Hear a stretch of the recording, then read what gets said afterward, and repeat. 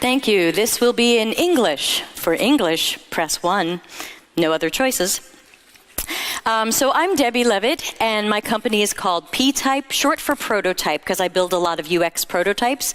I've been doing UX strategy and design since 1995. I know some of you remember 1995.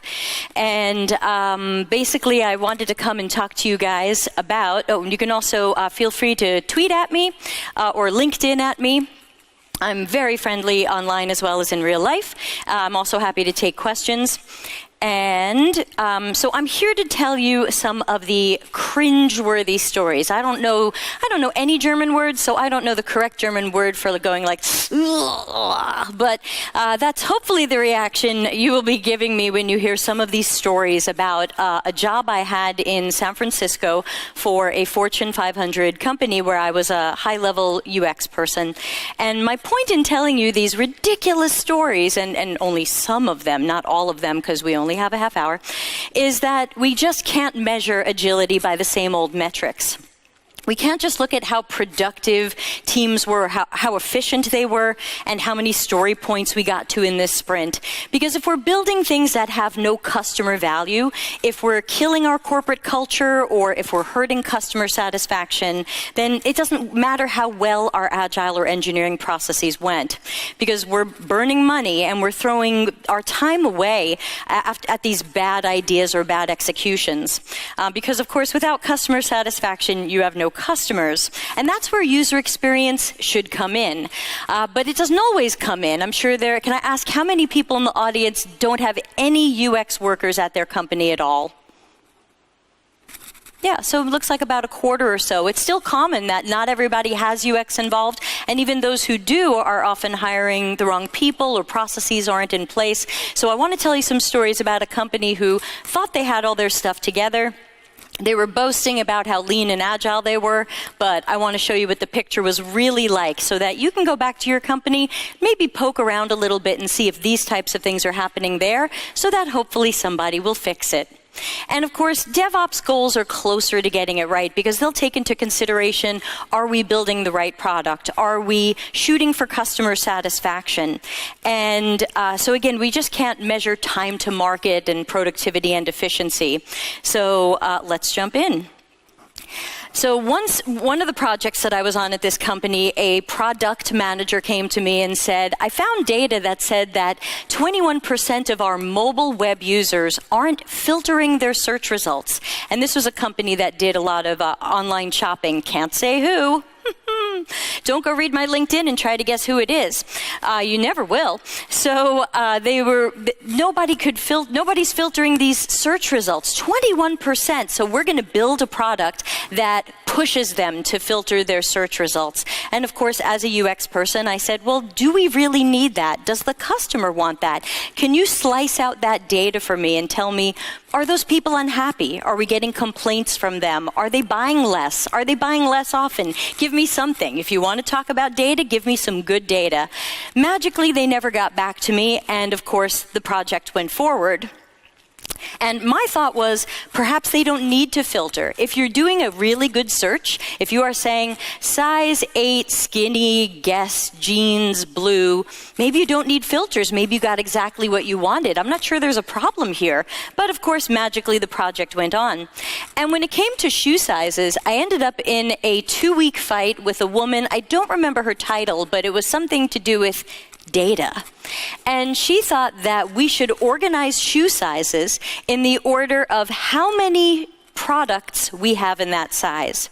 So every time you were going to pull up search results, your shoe sizes would be in a different order, because now we have more in a size 9. Last week we had more in a size 7, and she wanted search shoe sizes to look like that. And my thought was, holy cats, in 20 years I've never had to fight with someone about should numbers go in number order. But she fought with me for 2 weeks on this and even pulled me into side rooms like, we're not collaborating very well. I think we need to align more. I don't know if you guys say things like this to each other in your corporate experiences. We need to align more. And I said, yes, can we get aligned on numbers going in number order? It really doesn't make sense from a UX perspective to show people the these out-of-order sizes and make them have to scan for their size and make them different. Well, the product manager decided we just weren't going to include sizes in this at this time, and hopefully avoid continued fighting. But I said to the product manager, this is something we shouldn't even build. No one's proven that this has real value for our customer. And in fact, I think it's just going to clutter the screen and add unnecessary complexity. And I said, I predict, and it's my job to predict, I predict that next year, someone from the UX department will spin up a project to simplify this screen. And when they do, this project is going to be removed. And then people are going to look at you and wonder why you spent the company's money and time on it. And of course, he didn't listen to that either. So the project goes on. Of course, the end of that story was it went live. It didn't do that well. And funny enough, someone in UX spun up a simplification project the next year, and it got taken off the page. So everything I said came true, not that anybody noticed. But this is a story about another project. This was musical projects where I worked. I don't know if this happens where you work. But this was where I got called into a kickoff meeting. I first learned what the project was about. I'd never heard at all what we were doing. Everybody introduced themselves. Here's what we're doing. And then the project manager looks at me and says, okay, UX, we need finalized wireframes from you in 2 days. Now, I don't know how much you guys know about what UX does, but we have a cyclical process of researching, building, testing, iterating, fixing. So there's a whole process, kind of like your dev and QA, that we want to go through before engineers build anything. And she wanted to give me 2 days for that when it normally can take longer. And I asked her, why did I only get 2 days? Because, of course, I hadn't been involved in the planning or estimation where I could have told her I needed more time. And she said, well, we think you just draw boxes on a page, and we think that takes an hour. So we were really generous, and we gave you 2 days. And I said, okay, but this takes longer than 2 days if we want to do a good job. And she said, well, if you need more time, I'll just tell your manager that you're derailing the project. And I said, okay, I'll see what I can do. And that one didn't end well either. None of these end well. Let's just say this is a storytelling time with no happy endings. But I think that matches European storytelling from, centuries past. This one was a different project, which I'll tell you more about, but I went into a giant cross-functional meeting. There had to be 20 people in that room, and we had our lean triad. Anybody doing the lean triad thing at their jobs? Anybody? No? Good. Okay, so we had this meeting, and some engineers were showcasing some of their code, and it was stuff I'd never seen before. I hadn't designed that, so I didn't know where they got it from. And they proudly announced that they had decided to design the product themselves, even though we have UX on the team, and they had just built it. And the engineering guy from the Lean Triad, who's like this overseeing body, he started howling with laughter. I don't want to break the speakers, but it was almost like out of a movie, like the evil, and he was thrilled to pieces. And I'm thinking, what is so great about this? And he started yelling to a silent, stunned room, UX is lean waste, and I celebrate my programmers eliminating waste. And everyone just kind of looked at him, and he was like, that's how it's done. And it was extremely bizarre to have been classified as lean waste. I don't know if anybody here is trying to do lean, but this may be news to you then. Your product designer, the person designing what you're building, is not, we're not waste, I promise. Maybe you don't have the best workers where you are, but I promise we're not lean waste. But I have a story to tell you about lipstick. I recognize this is a slightly masculine room. Not everybody here probably wears lipstick. Maybe you've attempted to buy it for someone. Maybe you've seen it in stores, but it's still a disaster. So this is Sephora. I didn't work for Sephora. I'm just showing you their screen because they do it right. And the idea was Sephora was selling you could get a subscription. Every month you would get a box of beauty samples.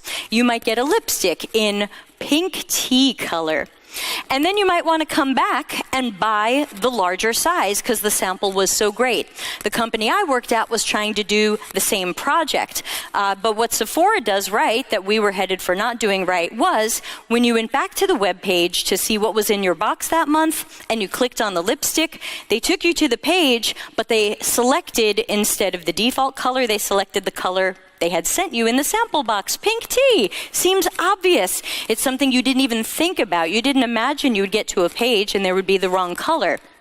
But that's what my company wanted to build. That's right. I tried to remind people, pink tea, we got to match it all up. I tried to remind people, lipsticks seem to come in 2 zillion shades of pink and red. It's so hard to tell the difference. But the product manager said, no, I think people will notice that the color we sent them isn't the same color as the one on the web page we're about to sell them. And the engineer said, we don't feel like building this. This would take time. We don't want to do it. I said, that is the worst excuse I've ever heard. So I tried to tell them, we need to do this. The customer's going to make a mistake. But they didn't believe me. So I decided to create extra UX documentation. I decided to show the disastrous customer journey map of what it would look like if the customer bought something from us and then was sent the wrong color when they tried to do what we wanted them to do, which is buy the bigger version. So, step 1, customer gets a sample in their box. Their lipstick is Merlot. It's lovely. They want to buy one. They go back to our website, they click on that lipstick, they get taken to the page, and the page shows them the default color is Baby Kiss. They might not remember what they got, so they just click buy because they trust us, or maybe they've used Sephora, and they're going to move forward with that purchase. Well, I don't know if you noticed how different those are, but it's easy to not notice it. Step 3, customer orders Baby Kiss. Customer receives Baby Kiss. Customer realizes that is not what they wanted. And now they're furious. Well, they messed up. I can't believe I ordered from these people and they messed it up. Now what am I going to do? I guess I have to call customer service. But first I'm going to tweet about how angry I am. And so then they call customer service. And customer service will probably say, this is my presentation to the team. All right, you ordered Baby Kiss, you got Baby Kiss. Ma'am, we can't find the problem here. I don't see what went wrong. You got a subscription box? Yeah, we don't know what's in the subscription box. Ma'am, all I know is you ordered Baby Kiss, you got Baby Kiss. If you want to return it, you have 30 days to go to the store and return it if we still have a store open in your area. Angry customer now has to go to the store to deal with this. Do you guys have this meme? I'd like to speak to your manager. Did this make it here? This is very American. I didn't know if this made it here, but they claim there is a haircut. If you see this haircut on a woman, she wants to speak to the manager. So our customer feels deceived. We lied to her. We sent her Merlot, then we sent her Baby Kiss. Now she has to go to the store. That's it. Cancel my subscription box. I've had it. I just wanted a lipstick. Spent $30 on a lipstick. I didn't want all this trouble. Get rid of all of it. Well, that's not enough because she's American. And so she takes to Facebook to tell the whole world how much she hates our store, and of course she posts this to the store. Now this was all a presentation that I did to show what is possible to happen if we do this to a customer. If we don't do this simple engineering task of making the color match the one when she clicks on the page, just tag it, she came from this page, she comes here, we show a different default color. That's all I wanted. And 5 meetings later, they agreed to do it. And the reality is that, and scene. The reality is that shouldn't take that many meetings, but this is what happens in this universe when people are focused on the wrong thing and they don't have UX or they're not listening to UX. And would we still have been a fantastically lean, agile team or company if we had set the customer up to fail like that? Can we still slap ourselves on the back? Was it great that we built efficiently? That was the same project where where UX was lean waste and the engineers were designing their own thing. Should we still celebrate that if we'd set our customer up to make a mistake? I would say no. But wait, there's more. I was put on another project. Not at Amazon. That would have been good. But I'm just showing you the Amazon screen, again, as an example, since I don't want to show you the real company. So I was on a project where the engineering lead loved to overrule everything I said. No matter what I said, it was the wrong idea. Excuse me. So we had a few screens in the app. Just a few screens were going to be ours because we were building a method by which if you had our app and you were in our store, the GPS would recognize you. You could scan some items with the barcode scanner in our app. You could pay through the app, and you could walk out of the store. And these were just going to be a few screens in our existing app. And I had designed some stuff for this, and I handed it in. And the engineering lead said, "Oh, no, no, no. We need to remove the shopping cart icon from the top of the screen." And I said, "The shopping cart icon's on every screen in our app. That's how people get to the checkout." He said, "No, no, it would be cleaner if it didn't have a shopping cart icon." I said, "Okay, let's see what that looks like." Okay, smarty, how are they going to check out? "I think we should have a big red checkout button on the bottom of the screen. You know, nobody will miss a big red checkout button." I said, "Well, you know, the colorblind might miss a red checkout button. They'll see it as gray." He said, "No, no, this is the best idea, and it's cleaner." So I was like, okay, I can't win this fight. So they actually built it. But of course, they built it, they QA'd it, they got it out in the app. It went out into the wild, but luckily it was out in a store where we were piloting this. And I had warned them it was very likely that somebody could use the app, not really understand the checkout, and walk out the store with some things, which of course would lead to our security people jumping on them. They said, "No, no, no, no, no." And remember, I'm in the business of predicting human behavior. So of course, what happened? Customers scanned a bunch of things. They went into the app. They pressed the checkout button, and they thought, "Oh, this is a one-click checkout like Amazon. I'm done," and went to walk out of the store. And they came back to me, and they said, "Hey, this didn't work. Can you fix it?" I said, "Yes, let's go back to my original designs, like maybe the shopping cart icon, like this thing that everybody else uses in our app 9 zillion times a day." And they said, "No, no, no, we want you to make our idea work." I said, "Well, your idea didn't work." "Yeah, but you're UX. You should know how to make it work." I said, "Okay, geniuses, you know, how should I do that?" They said, "Add more text. It needs more instructions. Tell people, when you click checkout, the next page, you're not done yet. You're going to need to fill out the whole checkout." And I said, nobody read the page they went to see that it wasn't the end of their process. Adding more text is bad UX. It means we didn't build something intuitive. We think you're too stupid to figure it out. Here's some text that we know you're not going to read. So this is where ego got in the way. And UX shouldn't have ego. If you have UX people at your company and they have high ego, they're probably not really UX people. Sorry, don't show them this video. And this team, unfortunately, had a lot of ego on it. And we have to be prepared for our ideas to fail a little bit or a lot when we do user testing. But these guys obviously weren't prepared for that. They had too much pride. And of course, we're killing customer value if we allow things to be an ego show. And of course, as all of this was being battled, you'll be very surprised to hear that these guys went to my manager and said, "We don't need Debbie on the project anymore.